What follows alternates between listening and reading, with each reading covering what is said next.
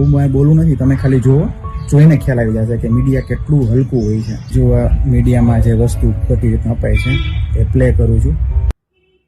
કે મહાભારત જેવું કોઈ યુદ્ધ થયું હોય એવું મારે માયનામાં આવતું નથી.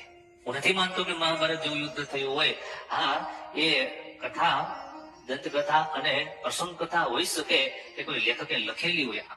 હવે આ એડિટ કરેલો વિડીયો જોયો, હવે આપણે સાચો આખો વિડીયો જોઈએ. ભારત દેશની જે બહુ મોટી હસ્તી નામ નથી દેવું, ખોટી ખોટી કંટ્રોવર્સી આપણું કામ ઉભી કરવી, એને એવું સ્પષ્ટ કહેલું છે, લખેલું છે કે મહાભારત જેવું કોઈ યુદ્ધ થયું હોય એવું મારે માયનામાં આવતું નથી.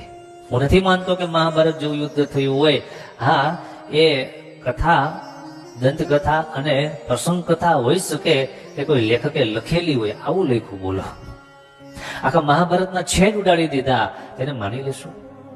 એમની બુદ્ધિ છે અને એની બુદ્ધિ એને મુબારક હોય. એની બુદ્ધિ આપણે કોઈ સ્વીકારવાની હોતી નથી. જેવું જેને સમજાય એવું એક કહે. અને કોમેન્ટ જુઓ.